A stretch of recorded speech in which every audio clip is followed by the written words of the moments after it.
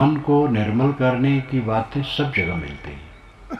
कोई भी पुस्तक पढ़ो, वेद, कुरान, बाइबिल, जिंदा वेस्ता, पुराण, रामायण, महाभारत, बीजक, गीता, उपनिषद, सब जगह मिलती है। ज्ञान का ग्रंथ पढ़ो, और आजकल सुनने का भी साधन है, सीडी से कोई भी ज्ञान का प्रवचन सुन सकते हैं। और आत्मचिंतन, अपने आप पर विचारना कि मेरे मन के विकार कितने घटे हैं। जीव किसमें डूबा है? मनोविकार में। जैनियों का एक प्रयोग बड़ा सुंदर है प्रवचन में सिखाने में, कि एक घड़ा है, लौकी है, और लौकी पर गीली मिट्टी लपेट दी गई और एक कपड़ा लपेट दिया गया, और फिर गीली मिट्टी लपेट दी गई, फिर कपड़ा लपेट दिया गया। ऐसे 7 परत की मिट्टी और कपड़े लपेटे गए। उस लौकी को जब पानी में छोड़ा गया तो पानी में डूब गया, लेकिन ऊपर की मिट्टी धुल गई तो थोड़ी हल्की हो गई, तो पानी में कुछ ऊपर आ गई, अंदर अंदर, और ऊपर का कपड़ा खुल गया। जब कपड़ा खुला तो दूसरा मिट्टी का दूसरा तह भी खुल गया, और दूसरे तह का कपड़ा भी खुल गया। ऐसे एक एक मिट्टी का तह घुलता गया और कपड़ा खुलता गया, और लौकी ऊपर होती चली गई। सब मिट्टी धुल गई और कपड़े उखड़ गए, तो लौकी एकदम पानी के ऊपर आ गई। ये समझाने का वो तरीका रखते हैं। 7 परत के मानसिक विकार से हम लोग डूबे हैं दुनिया में, और उनसे ऊपर होने के लिए ऐसे एक एक तह को फाड़ना। और 7 अपने ढंग का वो कहते, कोई और कह ले, उसको 10 बना ले, 3 बना ले, ये तो तरीका है, कोई खास बात नहीं। बात यह है कि अनेक मनोविकारों से हम डूबे हैं। एक एक मनोविकार को कम करें। जो मनोविकार सामने आए उसी को घटाने की चेष्टा करें, तो हम ऊपर उठेंगे। डूबने का मतलब है पीड़ित रहना, ऊपर उठने का मतलब है प्रसन्न रहना। इतना ही अर्थ है। काम वासना में जो डूबा है वो प्रसन्न नहीं रहेगा। गृहस्थों को अगर जायज बात पूछी जाए तो केवल संतान पैदा करने के लिए नर नारी का संयोग है। गर्भाधान कर दिया गया, एक बार हो गया, और बेकार है। अपने को छीन करना, वासना में डुबाना, मलिन होना, पछताना, वासना को मजबूत करना, भवबंधन मजबूत करना, क्या फायदा है?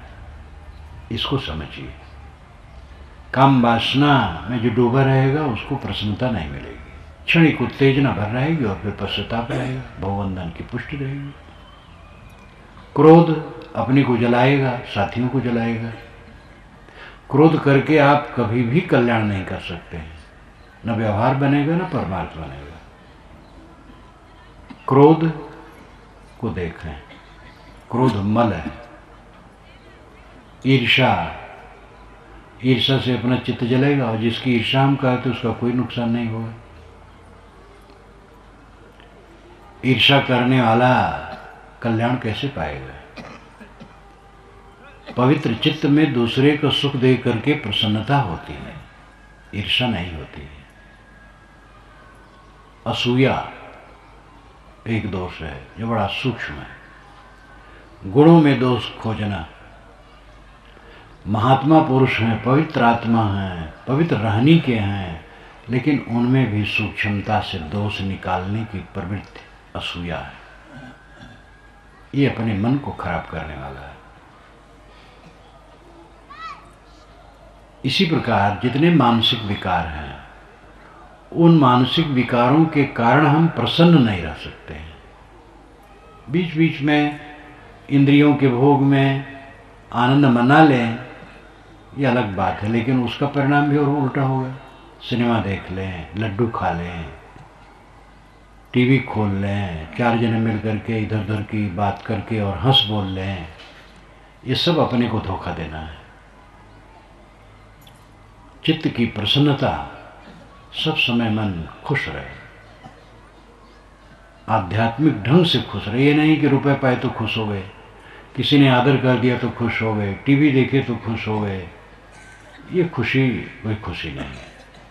खुशी है आत्मशुद्ध के आधार पर मन प्रसन्न रहे। मानसिक प्रसन्नता सफलता है, मानसिक उद्वेग पीड़ा असफलता है। इस बात को समझना चाहिए। परमात्मा पाने, मोक्ष पाने की बात जो कही जाती है वो कहीं पाना नहीं,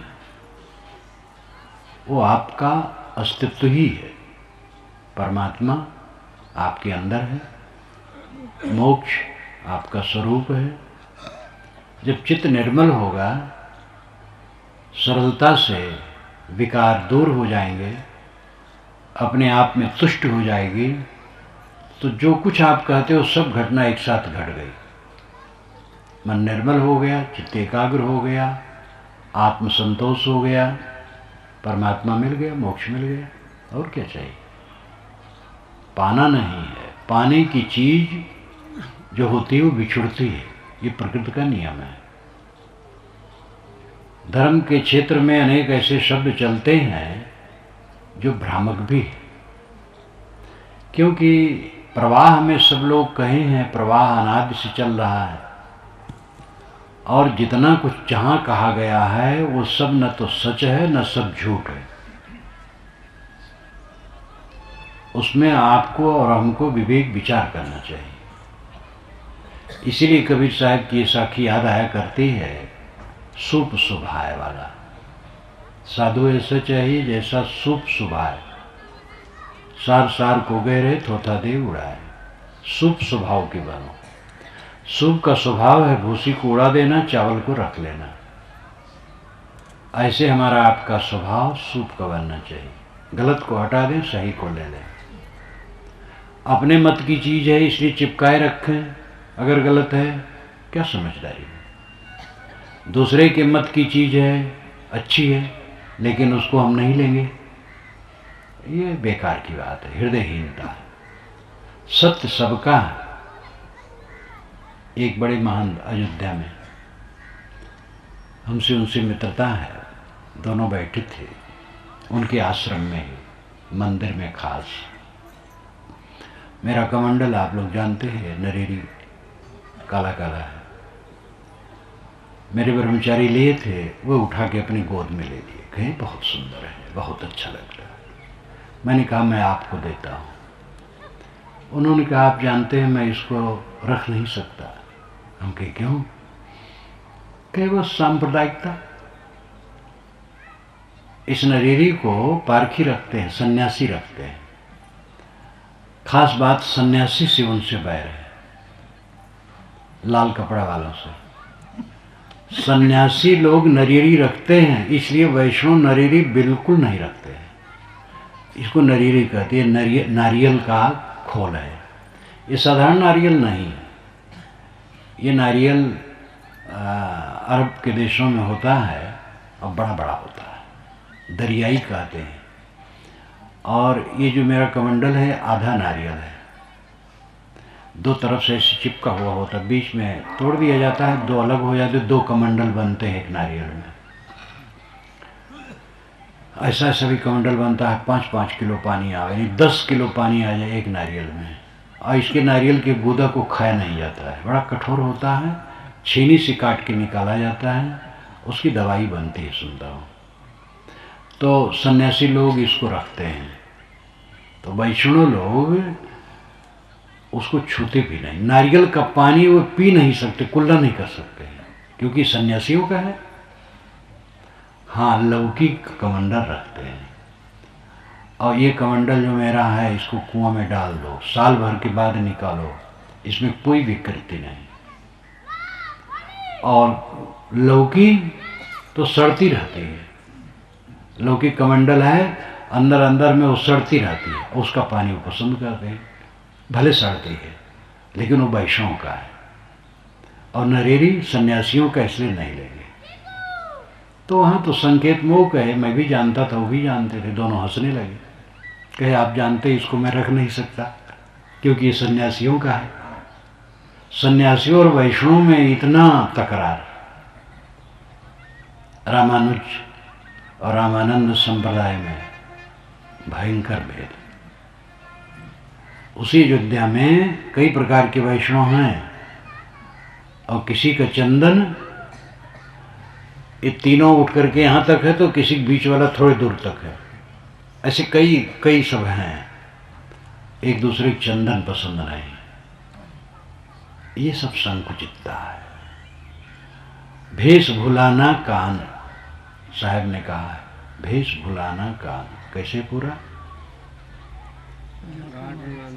घाट भुलाना बाट बिन, भेष भुलाना कान, जाकी माड़ी जगत में सो न परा पहचान। साहब की तो एक एक वाणी है, छोटी सी साकी, वो पूरा शास्त्र। घाट भुलाना बाट बिन, नदी के घाट को नहीं पहुंचे क्योंकि रास्ता दूसरा पकड़ लिए, कुराह चले गए और उस तरफ से जाए तो डूब जाएंगे। घाट भुलाना बाट बिन, भेष भुलाना कान। भेषधारी लोग कान यानी मर्यादा में भूल गए। मेरी मर्यादा बड़ी, मेरी मर्यादा बड़ी। यही हरिद्वार का कुंभ आ रहा है, जिस दिन गंगा स्नान की बात होगी, जो अखाड़ा वालों की धमा चौकड़ी होगी। आज पहला स्नान है। आज पहला स्नान है कहते हैं। हम लोग तो वहाँ 12 से अपना प्रवचन शुरू करते हैं, मार्च 12 से 30 मार्च तक रहेगा। अभी कर लेंगे स्नान, लेकिन खास तो वही है मार्च में, 12 से 30 के अंदर खास है। तो भेष भुलाना कान, जाकी माड़ी जगत में सो न परा पहचान। जगत में जिसकी माड़ी है, चमक दमक है, वो पहचानने में नहीं आई। जगत में सारा ज्ञान विज्ञान किसका है? आत्मा का है, और आत्मा को नहीं पहचानता है। सारे शास्त्रों का रचयिता कौन है? सारे ईश्वरों की कल्पना करने वाला कौन है? सारे देवताओं का निर्माता कौन है? सारे ज्ञान विज्ञान का शोधक कौन है? एक ही उत्तर है, मनुष्य। मनुष्य न हो कोई ईश्वर की स्थापना नहीं होगी, कि देवता की स्थापना नहीं होगी, कोई शास्त्र की रचना नहीं होगी, कोई ज्ञान विज्ञान नहीं होगा। लेकिन उस मनुष्य को अपने आत्मा का पहचान नहीं हुआ। तो सांप्रदायिकता बस दूसरे की अच्छी बात भी पसंद लोग नहीं करते हैं और अपनी गलत बात भी उसको छाती पीटे लगाए रखते हैं। कबीर साहब इस पर कहते हैं, संप्रदाय कुछ नहीं। संप्रदाय तो एक सरणी है। धर्म सनातन है, नित्य है, अनादि है, अनंत है। धर्म कहीं हिंदू मुसलमान ईसाई यहूदी है, धर्म सनातन है। और वो सनातन का अर्थ होता है जो देश काल व्यापी हो। सनातन धर्म का अर्थ लोग करते हैं कि वर्ण व्यवस्था मानना, राम कृष्ण आदि को अवतार मानना, गंगा जमुनादि नदियों को पवित्र मानना, तीर्थ मानना, जो गया प्रयाग काशी इत्यादि रामेश्वरम सब तीर्थ मानना, गौरी गणेश की पूजा करना, यही सनातन धर्म है। ये सनातन धर्म की परिभाषा तो बिल्कुल ही गलत है। ये वर्तमान के हिंदू समाज की एक प्रक्रिया है। वेद में सब की कोई चर्चा नहीं है। किसी नदी की पवित्रता पता नहीं है वेद में। गंगा जमुना नदियों का नाम है, लेकिन किसी नदी में नहाने से कल्याण होगा वेदों में कहीं नहीं है। जितने तीर्थ आज हैं उन तीर्थों की कहीं कोई चर्चा नहीं है।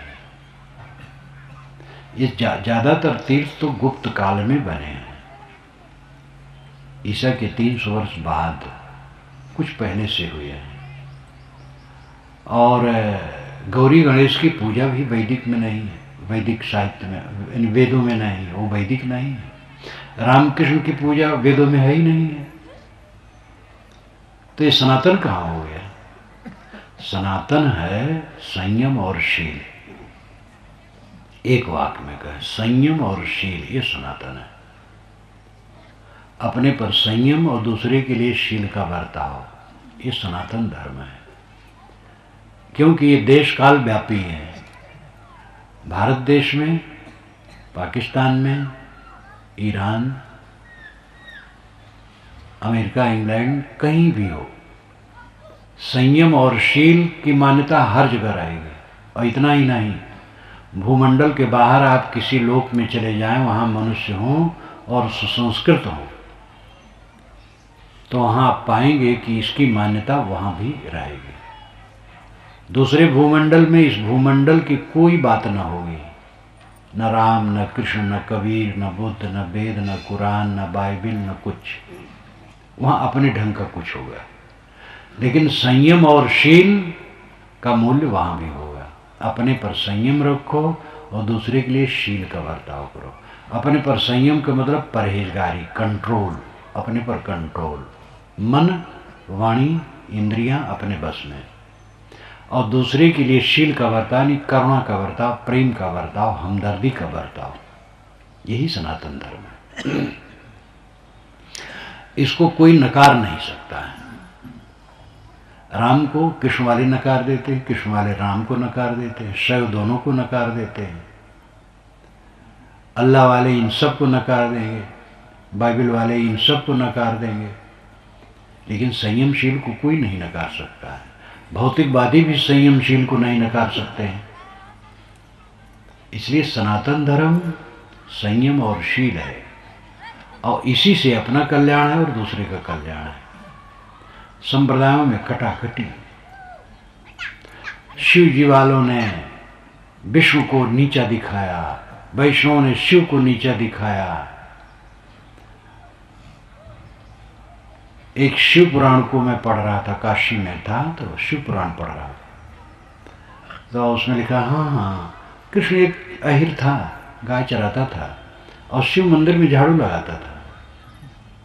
अब बेकार की बात, लेकिन अब शिव पुराण था तो कृष्ण को नीचा दिखाना था, राम को नीचा दिखाना था, विष्णु को नीचा दिखाना था। ये सब धर्म के क्षेत्र में बहुत प्रपंच हुए हैं, और करीब करीब 1,500-2 हजार वर्षों से बीच में हुए हैं। वेदों में ऐसा नहीं है, ये बड़ी विशेषता है। प्राकृतिक शक्तियों को देवी देवता मान करके प्रार्थनाएं हैं, लेकिन किसी के लिए नीचा दिखाने की बात नहीं है। उपनिषदों में जो ज्ञान का विषय है, भिन्न भिन्न सरणी थोड़ी थोड़ी है, लेकिन किसी को नीचे दिखाने की बात नहीं है। पीछे से सब शुरू हुआ विकार। कबीर साहब ने इन सब का चिंतन मनन करके एक ऐसा सुंदर आंदोलन उपस्थित किया, जिसमें समस्त प्रपंचों का तीव्रता से खंडन किया और असलियत को स्वीकारा। इसलिए विद्वान लोग कबीर और कबीर इस शीर्षक से भी चिंतन करते हैं। कबीर और कबीर, कबीर हैं और कबीर हैं। एक कबीर हैं जो आग उगलते हैं, एक कबीर हैं जो बर्फानी हवा, शीतल हवा प्रवाहित करते हैं। बर्फानी नहीं कहना चाहिए, शीतल हवा।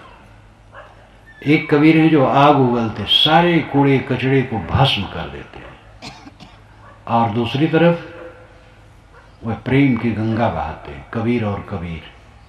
जितना अंधविश्वास है उसको काटने में कोई मुरुवत नहीं। ब्राह्मण के ढोंग को, पंडितों के ढोंग को, महात्माओं के ढोंग को, दिखावा को और मतवादों के अहंकार को, सबको कस के फटकारते हैं।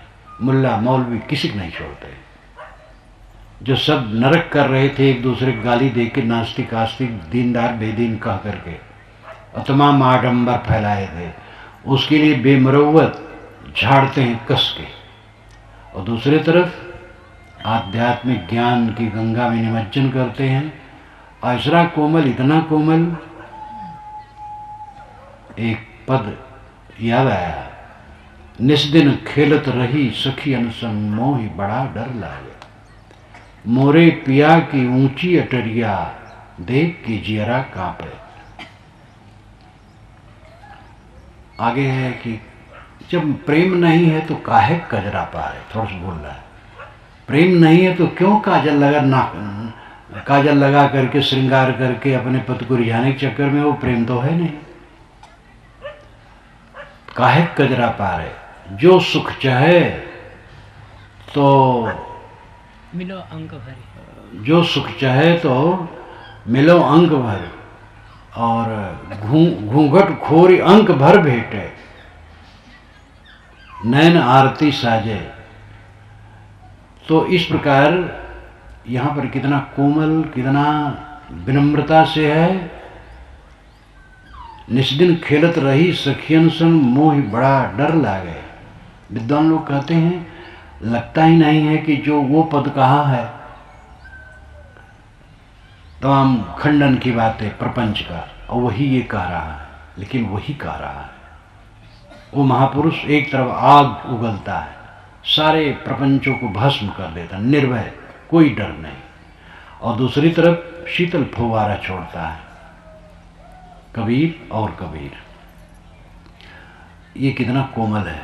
निस्दिन खेलत रही सखियन संग, मोह बड़ा डर लागे। एक लड़की की शादी हो गई थी, अब उसको ससुराल जाना था, तो वो कहती है कि मैं यहाँ रात दिन अपने सखियों के साथ खेलती थी, मुझे बड़ा डर लगता है ससुराल जाने में, वहाँ सब अपरिचित, पता नहीं क्या होगा, मोह बड़ा डर लागे। मोरे सैया की ऊंची अटरिया, देख के जियरा कांपे। तो अर्थ यह है कि मनोवृत्ति कहती है कि मैं रात दिन तो सखियों के साथ खेलती थी। मनुष्य की मनोवृत्ति किसके साथ खेलती? सखियों के साथ। सखियां कौन है? आंख, नाक, कान, जीभ, चाम, ये 5 सखियां हैं, 5 ज्ञान इंद्रियां, और इन्हीं के साथ मनोवृत्ति खेलती है। कहीं रूप में मोह कर रही है, कहीं रस में आनंदित हो रही है, कहीं स्पर्श में, कहीं गंध में, कहीं अनुकूल शब्द में, इन्हीं में खेल रही है मनोवृत्ति। इसलिए साधना में लगने में बड़ा डर लगता है। तम्बाकू छोड़ने कहा जाता है, लोग तम्बाकू नहीं छोड़ते, गुड़ाखू नहीं छोड़ते। गुटखा छोड़ना फांसी पर लटकाना है। एक गंदी गंदी आदत जो हर प्रकार नुकसानदेह है, कहा जाता छोड़ दो, बड़ा मुश्किल होता है। निस्दिन खेलत रही सखी अनसन, मनोवृत्ति कहते हैं कि रात दिन में सखियों के साथ खेलती रही, इंद्रियों के साथ खेलती रही। अध्यात्म में प्रवेश होने में बड़ा डर लगता है, वहां सब विषय छोड़ना है। मोरे सैया की ऊंची अटरिया, मैं मनोवृत्ति कहती मेरा जो सैया है, पति है, वो आत्मा है, उसकी अटारी ऊंची है, निर्विषय। ऊंची मतलब कोई देश की ऊंचाई नीचाई नहीं है। ऊंचाई का अर्थ है वो निर्विषय। जब चित्त निर्विषय हो गया तब परमात्मलीनता, आत्मलीनता, ब्रह्मलीनता, कुछ कहो। ध्यानम निर्विषयम मन, निर्विषय मन ही ध्यान है, वही परमात्मा उपलब्धि है। तो मेरे सैया की ऊंची अटरिया, जो आत्मा रूपी पति है, उसकी अटारी ऊंची है। वो क्या है? निर्विषय, विषय विहीन हो जाना, कहीं आकर्षण न होना। सारा रूप कूड़ा कचरा है। रूप अनेक हैं, नर नारियों के रूप हैं, जानवरों के रूप हैं, पेड़ पौधे के रूप हैं, वन बाग, हिमालय, रेगिस्तान, समुद्र, नदी, झरने, बादल, आकाश। आकाश तो शून्य है, लेकिन आकाश में जो गर्दे गुब्बार हैं उनकी नीलिमा दिखाई देती है, उसको हम आकाश कह लेते हैं। तो ये सब दृश्य, ये रूप हैं, लेकिन ये सब थोथे हैं। इन्हीं सब में अटक अटक करके तो आदमी अंतर्मुख नहीं होता है। और उसमें सबसे ज्यादा नर नारियों के, सुंदर युवक और युवती, लेकिन वो है क्या? टट्टी पेशाब की पोटली, हड्डी की झोपड़ी, मांस, रक्त, नसें, कूड़ा कचरा पूरा। और इसी में मोह है। निर्विषय होकर के वो स्थित आते हैं। मन जितना निर्विषय होगा, मन एकाग्र होगा। पूर्ण निर्विषय मन समाधिलीन होता है। तो ये जो दशा है ये बड़ी ऊंची अटारी है। देख के जीरा कांपे। साधक कहता मेरा जी कांपता है। तब फिर गाने वाला कहता है कि क्यों काजल लगाते हो? ऐ मनोवृत्ति रूपी दुल्हन, तो क्यों काजल पार रही है जब प्रेम सही नहीं है? ऐ साधक, तू क्या पाखंड कर रहा है, धर्म का ढोंग बना रहा है? तमाम राम रहीम कह रहा है ढोंग बना करके। प्रेम तो है नहीं, विषय वासना में डूबा है। प्रेम तो है विषय वासना में, राम में प्रेम नहीं है। तो ये काजल लगाने से क्या होगा, ढोंग करने से क्या होगा, वेश बनाने से क्या होगा? अगर सुख चाहते हो तो लज्जा छोड़ो और घूंघट हटा दो, यानी मोह का पर्दा हटा दो। पिया से हिलमिल लागे। पिया आत्मा है। वासना जितनी छोड़ोगे अपने आत्मा में स्थित होगे। कहीं पाना थोड़े है, चल करके जाना थोड़े है। मन विकार विहीन हुआ, अपने आप में शांत। मन जितना विकार में रहेगा अशांत रहेगा। जो भल चाहो, कल्याण चाहो, मंगल चाहो, तो लज्जा छोड़ दो, घूंघट हटा दो। घूंघट है अविद्या, लज्जा है लोक मर्यादा। लोक मर्यादा वाले कोई भक्ति और ज्ञान वैराग में रह सकते हैं? लोक मर्यादा के चक्कर में पड़े हैं। एक पंडित जी ने एक बार कहा था, मैं आजमगढ़ जिले में था, एक हरिजन के घर पर, और उन्हीं यहाँ हमारे साधु भोजन बनाए, खाया, रहा, पूरा वहीं रहा, वहीं प्रवचन किया। तो गांव में पंडित लोग थे, वो जाने कि महाराज जी ऐसी जगह है कि हम लोगों को चलने में लज्जा है, वहाँ कैसे चले? ये चर्चा लोगों के द्वारा मेरे पास आई। मैंने कहा भाई मैं भी मजबूर हूँ, जो मुझे बुलाए हैं उनके यहाँ मैं जाता हूँ, ब्राह्मण बुलाते हैं उनके यहाँ जाता हूँ, अगर मेहतर बुलाए तो उनके यहाँ जाता हूँ। तो जो बुलाया उनके यहाँ आया हूँ, उनके यहाँ खा रहा हूँ, रह रहा हूँ और सत्संग कर रहा हूँ। और उनकी अपनी मर्यादा है तो उसमें मैं भी मजबूर हूँ, मैं क्या करूँ? मैं उठ करके उनके दरवाजे पर तो नहीं जा सकता। तो अब ये लोक लाज, कुल की मर्यादा, यह गले की फांसी। साहब ने कहा है अन्य पद में, लोक लाज कुल की मर्यादा, यह गले की फांसी। आगे चल के पीछे लौटे हुई हैं जग में हंसी। ये संसार सकल है मैला, राम गहे ते सूचा। कहें कबीर राम नहीं छाड़ो, गिरत परत चढ़ ऊंचा। तो लोक लाज में जो रहेगा वो भक्ति नहीं कर। मीरा भक्ति कर पाती लोक लाज में रहती तो? कितना कष्ट उसने सहा, अंत में राजभवन छोड़ देना पड़ा। अपने पति का संतापो, अब उन लोगों को अहंकार अपना, ये हरिजन टोला में पहुंच जाए संता में, और अपना एकदम धुन में जो अनुराग उनका, तो अब उन लोगों को अपनी नखटाई लगे। तो उसका पति सताया बहुत, पति मर गया, तो उसका देवर था, देवर भी बहुत सताया, लेकिन राजमहल उन्होंने छोड़ दिया और द्वारिका में जाकर के रहने लगी। तो लोक लाज रखने वाला वो भक्ति और ज्ञान विचार में नहीं चल सकता है। इस सब के सामने आता है। जैसी समझ होती, लोग कहते हैं जब मैं साधु मार्ग में आया तो ऐसे कहने वाले भी मिले, मुझसे नहीं कहे दूर से सुना, कि पहले वे ऊंचे थे अब नीचे हो गए। मेरे लिए कहे पहले तो ऊंचे थे वो, अब नीचे हो गए। क्यों ऊंचे थे? क्योंकि जहाँ जन्मे थे वो ऊंचा कुल था, ऊंचा गोत्र था।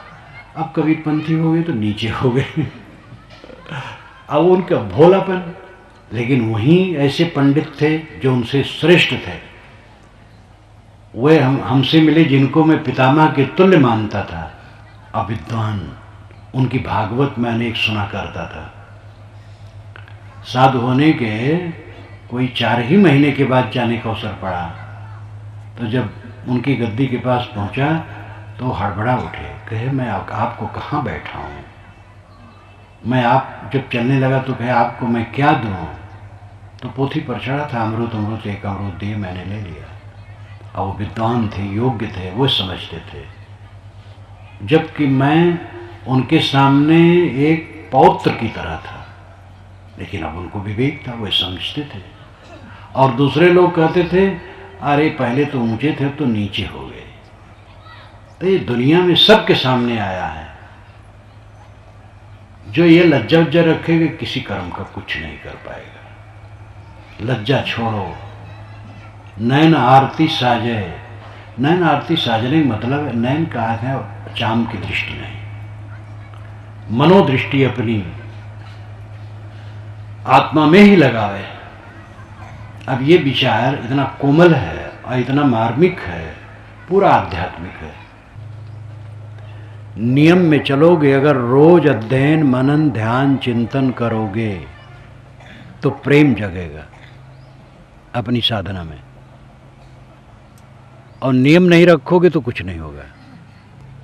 गृहस्थी में तो और बहुत नियम की जरूरत है, क्योंकि वहाँ झंझटें बहुत हैं। नियम रखोगे तो उस समय आप अपना काम कर लोगे। नियम बना लो कि मैं 1 घंटा बैठूंगा सब काम छोड़कर, अब आपका काम होगा। आप गप मारते हैं घंटों, टीवी देखते हैं, अखबारबाजी करते हैं, न मालूम कितना आलस प्रमाद में समय बिताते हैं। 1 घंटा ध्यान चिंतन मनन के लिए कैसे नहीं निकाल सकते? 1 घंटा रोज निकालो, देखोगे थोड़े दिन में आपके मन में कितना परिवर्तन आएगा। रोज ज्ञान विवेक विचार भक्ति की बात सोचते सोचते चित्त में बड़ा परिवर्तन आ जाएगा। नियम जगेगा तो प्रेम जगेगा, और प्रेम जगेगा तो जीव जगेगा। जीव जगने का मतलब है निर्मोह होना। जानी तबहि जीव जग जागा, जब सब विषय विलास विरागा, एक गोस्वामी जी ने कहा। जीव जगा, इसका लक्षण क्या है? गोस्वामी जी कहते हैं जब विषयों से विराग हो गया तब जगा। तो विराग का मतलब नहीं कि घर छोड़ दिया और कपड़ा बदल लिया। जहां है वहां ही वह विषयों से अपने को बचाता है, विकारों से बचाता है। जानी तबहि जीव जग जागा, जब सब विषय विलास विरागा। साहब कहते हैं जो जागल सो भागल हो रमैया राम, सोत गैल बिगोय हो रमैया राम। जो जागा वो भागा, भागने मतलब बुराइयों से हटा, और सोत गैल बिगोय हो रमैया राम। अरे रमैया राम, सोने वाला आदमी बिगो गया, खो गया। साहब की भाषा खड़ी हिंदी और भोजपुरी लटका लेकर के है। बनारस गोरखपुर का बिच्चा का जो हिस्सा है, और उससे पूर्व बिहार का पश्चिमी हिस्सा, इसमें भोजपुरी भाषा है। भोजपुरी अपनी एक भाषा ही है। भोजपुरी लटका लेकर के साहब जो जागल सो भागल हो रमैया राम, जागल और भागल ये भोजपुरी है। सोत गैल विगोय हो रमैया राम, गैल यानी गया, ये भी भोजपुरी है। तो जागने का मतलब है भागना, हटना, विकारों से हटना।